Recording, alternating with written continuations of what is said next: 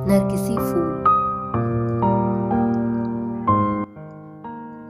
आज आशी जब सुबह सुबह उठी तो खिड़की से बाहर देखते ही उसका चेहरा मुरझा गया।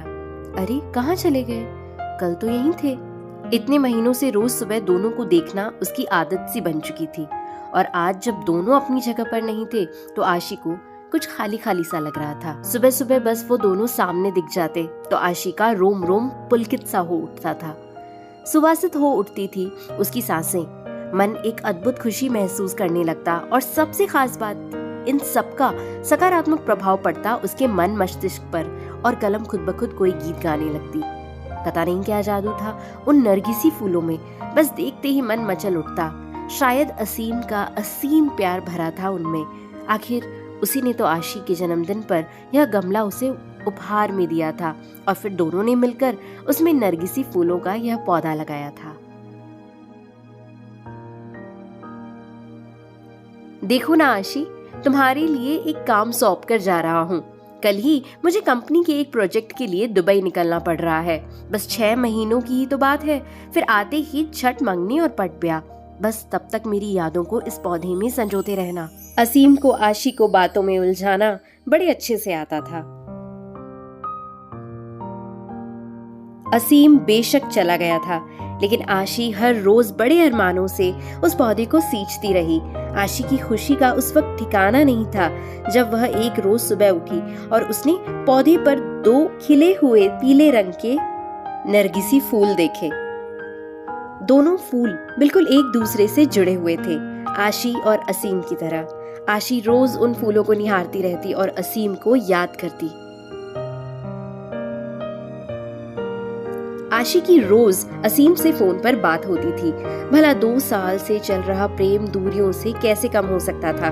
इसी प्रेम की शक्ति ने तो उसे क्या से क्या बना दिया था। कभी किसी को चिट्ठी पत्री में 2 अक्षर न लिखने वाली आशी की कलम आज अनवरत चलने लगती थी।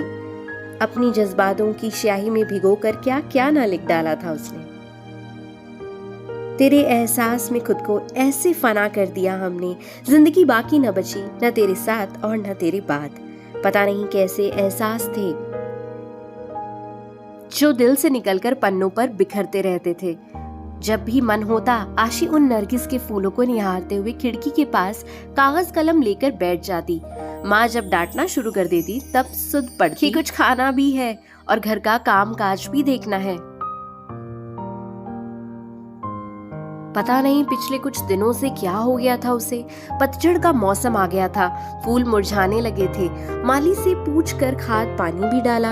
असीम को फोन पर बताया तो वह भी पहले खूब हंसा, फिर बोला पतझड़ बीत जाने दो, सब कुछ ठीक हो जाएगा। आशी फिर भी आश्वस्त नहीं हो पा रही थी। अब तो बसंत की बहार भी छाने लगी थी, चारों तरफ एक मीठी बयार बहने लगी थी, लेकिन फिर भी आशी को कुछ सही नहीं लग रहा था। आज भी उन फूलों को देखे बिना बेचैनी बढ़ रही थी।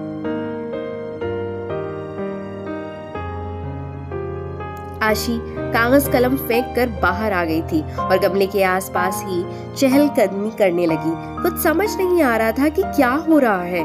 इसी सोच में उसे यह भी ध्यान नहीं रहा कि काफी देर से बाहर की घंटी बज रही है। आशी, कहाँ खोई हुई हो? दरवाजे पर कब से घंटी बज रही है, ध्यान कहाँ है? माँ ने दरवाजे की ओर जाते हुए पूछा। इससे पहले कि आशी संभल पाती, दरवाजे पर असीम खड़ा था, मुस्कुराते हुए, हाथों में नरगिसी फूल लिए।